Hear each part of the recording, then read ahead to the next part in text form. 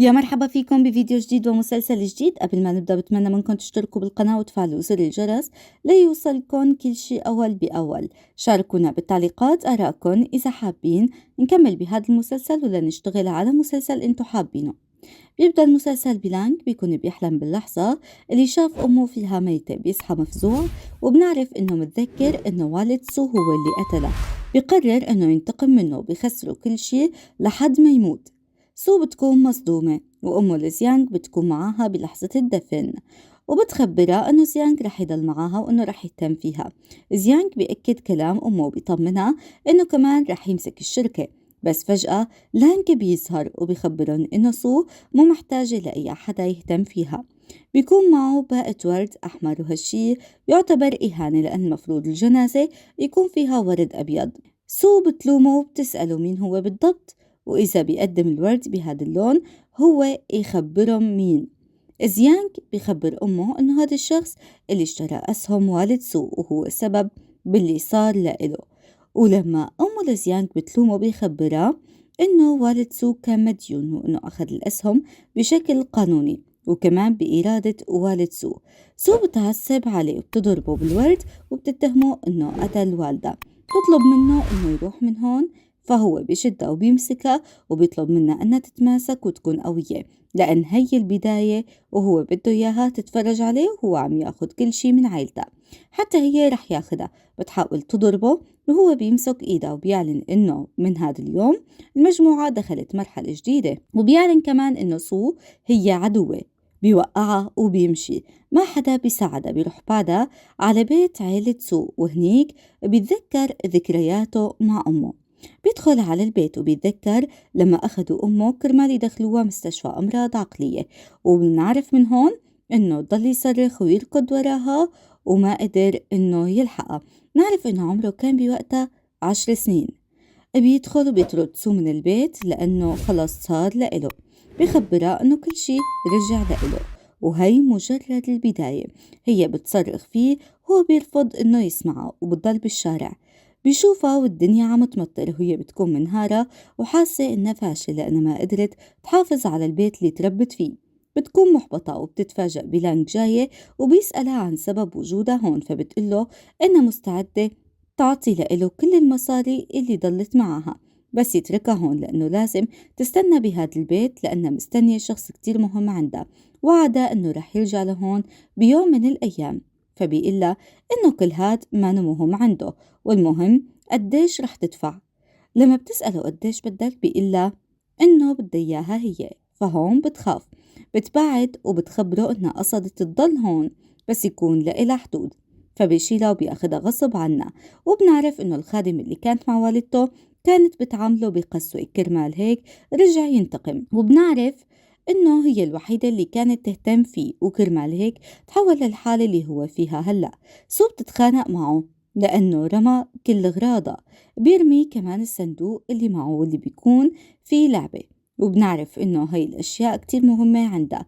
بيرمي اللعبة بالمي، وبنعرف إنه هي أهم شغلة فيهن لأنها كانت تلعب فيها مع صديق طفولتها واللي اختفى وما قدرت تعرف عنه أي شي. بتحاول إنها تجيب اللعبة فبتمسكه وبيوقعوا هن الاتنين بقلب المي، هو بيغط فيها وبأبوها. فبتضربه، بيحاول إنه يقرب منها، بتضربه مرة تانية، هو بيكون بيعتمد إنه يأذيها فبتبعد وبتمسك اللعبة وبتتركه بتمشي. فبيعصب، بيكون شايف إنه كل اللي صار بسبب أبوها وإنه لازم هي اللي تدفع الثمن.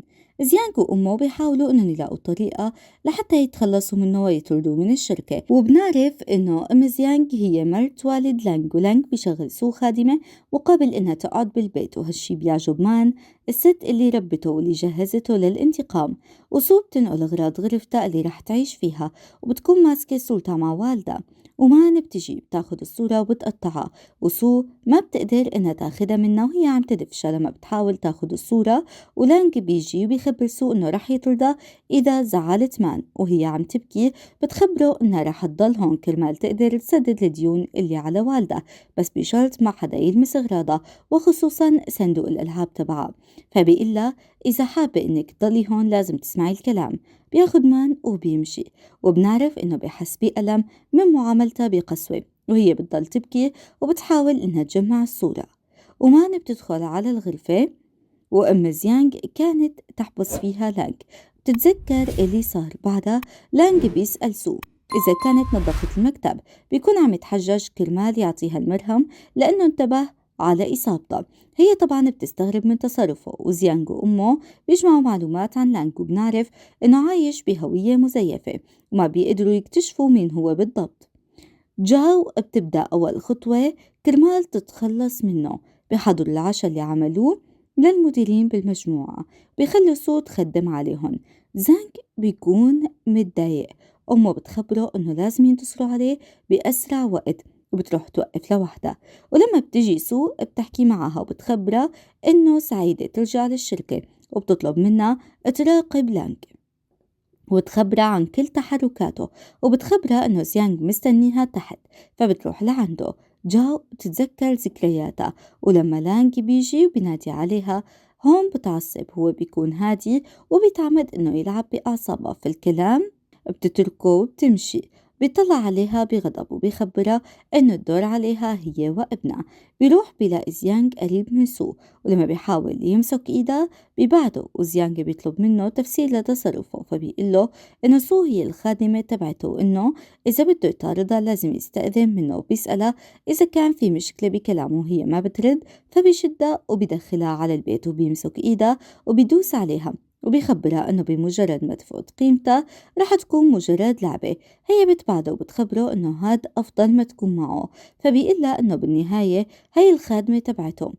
أما زيانغ بتخبره كل اللي صار بينه وبين سو. بنعرف إنها قررت تستغل سو لمصلحتها مو أكتر، وسو بترجع على الشركة ولانغ بيوافق، وبنعرف إنها رح تكون السكرتيرة تبعته. بلومها على تأخيرها بأول يوم شغل لإلها. هي بتكون مستغربة بالبداية، بتكون بدها تنتقل لقسم تاني وهو بيرفض، وبيطلب منها إنها تقرب. بيفتح إيده وما بتعرف شو بدها تعمل، فبيقول لها تساعده بلبس البدلة وهي بتنفذ كلامه. وبعد الشغل هو بيرجع مو واعي بسبب الشرب. بيطلع على مكان قدامه وبيتذكر ذكرياته مع صديقة طفولته واللي بنعرف إنه سو. بيكون بيتمنى إنها لو ما كانت بنت عدوه. هي بترجع على غرفتها وبتتفاجأ إنه نايم فيها. بتقوم مفزوعة وبتصحيه، وهو بيقلها إنه هي غرفته. ولما بتأكد إنها غرفتها بيعتذر وبيكون ماشي، بس بيشوف تليفونها بيكون في حدا عم يراسلها. بيصمم يشوف الرسائل وبيعرف إنها بتساعد زيانغ. بيعصب عليها وبيخبرها إنه رح يدوقها طعم التخلي. بيحبسها بالغرفة اللي جاو كانت بتحبسه فيها وهو طفل. بتضل تخبط. هو بيتذكر نفسه لما كان ينحبس بهي الغرفة، وهي بتضل تصرخ وبتتصرف مثل تصرفاته. بيضل يعيط وهي كمان بتتعب وبتقعد وبتصير تبكي وبتخبط كمان بنفس طريقته. وبالنهاية بتستسلم وبتطلع على الغرفة. بتتذكر الطفل اللي كان فيها لما كانت بتجي على الغرفة لما بيكون لوحده، وبنعرف إنها كانت بتخلي معه اللعبة اللي لسه محتفظة فيها وهو بيكون لسه عم يبكي. سو بتصرخ لما بتسمع صوت البرق، فبيفتح للباب وبيروح لعندها وبيشيلها وبيرجعها على غرفتها. وبتكون خايفة وبتبكي لما بيحاول إنه يلمس وشها. بتبعد عنه فبيتركها وبيمشي. ما عم بتكون بدها إياه يطرد سو، هو بيرفض وبيأكد له إنها لسه مفيدة لإله بخطته. وبنعرف إنها خايفة إنه يوقع بحبها وساعتها رح يضعف. وتاني يوم سو بتكون مع جاو لما لانج بيجي بيعملوا إنهم عم يحكوا بالشغل، وسو بتقابل المستثمرين وكلهم بيكونوا بيعرفوها لأنهم أصحاب والدها. بتحاول تقنعهم إنهم يساعدوها لكن بيرفضوا لأن هالشي في خطر عليهم. لانج بيجي وبيلاقيها مع واحد منهم، بيتركن وبيمشي وهي بتروح وراه. ولما بيسألها إذا ما أنا مصدقة زينانج بتقله إنها شايفة إنه ما بيستحق يكون هو رئيس. فبيقرب منها وبيدوس على وشها وبيخبرها إنه الناس اللي متذكرة أو مفكرة إنه رح يساعدوها بيحاولوا إنهم يستفيدوا منها، ولما رح توقع الكل رح يتخلى عنها. هي ما بتقتنع بكلامه وبتتهمه إنه عم يكذب لأنه هو بس اللي بيحسب العلاقات مكسب وخسارة. بعدها بيجي اجتماع المستثمرين وكلهم بيوافقوا إنه هو يكون الرئيس. جو بتكون عم تصفق للقرار وبيهنوه. لما سو بتحكي معاهم بيخبروها إنه هالشي لمصلحة الكل وبيمشوا. لانج بيسألها إذا لسه شاكة بكلامه. جو بتحكي مع زيانغ وبترفض إنها تستسلم. بعدها الدنيا بتمطر. لانج بيكون رايح لعند سو، بيشوف زيانج معها وبيكون عم يغطي إدنا كرمال ما تسمع صوت البرق، وبيستناها لحتى ترجع وبيتخانق معها. ولما بيقرب منها هي بتبعده، وبنعرف إنه متضايق إنه زيانج قرب منها، بحس إنه ضعف وبيتذكر كلام مانو بيعملها مرة تانية بقسوة، بدوس على رقبتها وهي بتضربه بألم وبتتركه بتمشي. تاني يوم بتشتغل خادمة بالبيت، وبيجيب لها فستان وبيطلب منها إنها تلبسه لأنها رح تحضر معه حفلة. ولما بترفض بيقلها إنه ما عندها خيار تاني وبيجبرها وبتروح معه. بعدها بيشوف زيانج واقف معها في الحفلة وبيعرف إنه بيحكيها عن الشغل، بس هي بترفض تقله أي معلومات على لانج اللي بيجي وبياخدها. بيكون سمع اتنين عم يحكوا عنها كلام بشع وبيخبرن إنها خطيبته. زيانج وأمه بيسمعوا كلامهم وهي بتلومه إنه قال هيك، وبيرجعوا مع بعض وبتلومه إنه ظهر بحياتها وهو بشيلها كرمال يرجع على غرفتها. ما بتكون عرفت إنه وقع بحبها. وتاني يوم مباشرة تبعت ناس يخطفوها، وهو بيكون مستنيها وبيعرف من موظفة إنها ما إجت اليوم، وكمان بيتصلوا فيها وما بترد. فبيطلب من المساعد تبعه إنه يعرف الوقت اللي طلعت فيه سو، وبيعرف إنه مان ورا الموضوع. بيروح بيحكي معاها وهي بتخبره إنه سو لازم تطلع من حياته كرمال يرجع كل شي ملكه وينتقم لأمه. وبيتأكد له إنه وجود سو بحياته رح يعطله، وبيعرف إنها طلبت من اللي خطفها إنه يخلص منها، فبيعصب وبيتركها وبيصير بيركض كرمال يلحقها. واللي خطفها بيكون أخدها على الغابة. هي بتهرب وبتوقع وبتنصاب على راسها، بتفقد الوعي. لانج بيكون عم يدور عليها وبيسمعها. لما بيشوفها بيصير بيركض عليها وبياخدها وبيرجعها على البيت. بضل جنبها لحد ما تفيق، بتلاقيه ماسك ايده ونايم، بيكون مصاب بإيده وبتغير له على الجرح. وهو بيصحى بيتذكر لما كانت تغير له على جروحه وهو طفل.